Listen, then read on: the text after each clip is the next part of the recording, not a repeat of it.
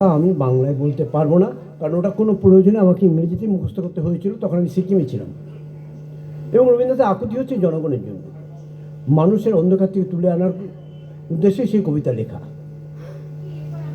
উনি লিখলেন, কবিতার নাম হচ্ছে where the mind is without fear, চিত্ত যেথা ভূষণ।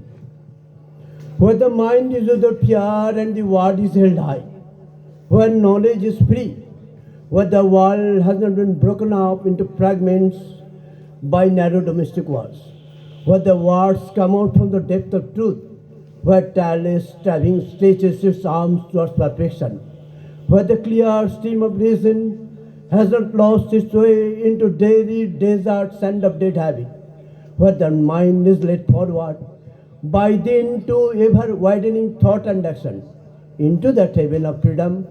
My Father, let my country awake. নমস্কার।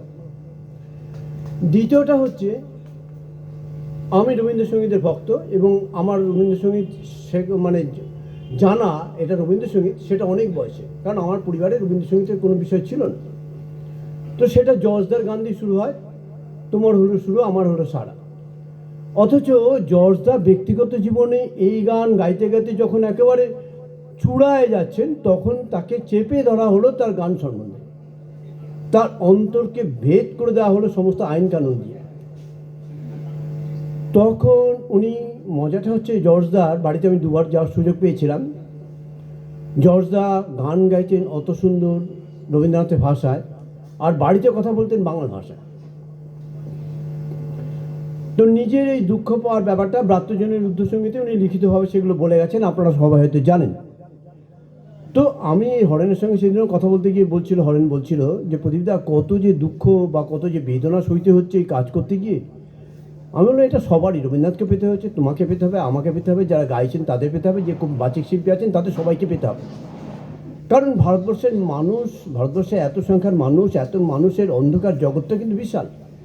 আর তার মধ্যে হীনমন্যতা, তার মধ্যে পরশ্রীকাতরতা, তার মধ্যে সমস্ত কিছুর মধ্যে দিয়ে আপনাকে চলতে হবে, কারণ আপনি জড়িয়ে গেছেন এই শিল্পের সঙ্গে। অতএব অন্যের কথা না ভেবে নিজের মননশীলতা, নিজের সততা, স্বচ্ছতার জীবনের মধ্যে দিয়ে আপনাকে কাজ করে যেতে হবে। তো এই নিয়ে আমি এই বিষয়টা যাচ্ছি না। জর্জদা যে দুঃখ পেয়ে যে গানটা গাইলেন সেটা দিয়ে আমি অনুষ্ঠান শেষ করছি। আমি গায়ক নই, আমার গানটাকে আপনারা অন্যভাবে নেবেন না। আমার অন্তরের, জর্জদার অন্তরের কথাটা তার ভাষায় আমি বলছি। চাঁদ সূরজ গ্রহ তারা ভরায় আসমান, ভেবাগির ভাইরা বাজনা দিয়া ভইরা দেয় পরাণ, আর সেই বাজনার টানে আমিও গাইছিলাম কত গান, বন্ধু গো গাইছিলাম কত গান।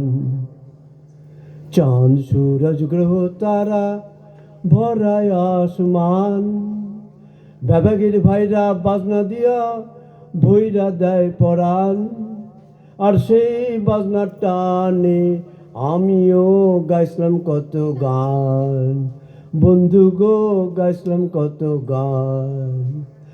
আন্ধারের ঝড় তুফানে একলা যাইতে যাইতে বাতি নিভা গেল আমার, আন্ধারের ঝড় তুফানে একলা যাইতে যাইতে বাতি নিভা গেল আমার, দেখাতাই গেলা না কি দশায় আমার, আমার লাইগা নয়া নয়া ফরমান জারি হইল, আর সেই ফরমান মাইন্না আমি আর গাইতাম পারলাম না আর গান, বন্ধু গো গাইতাম পারলাম না।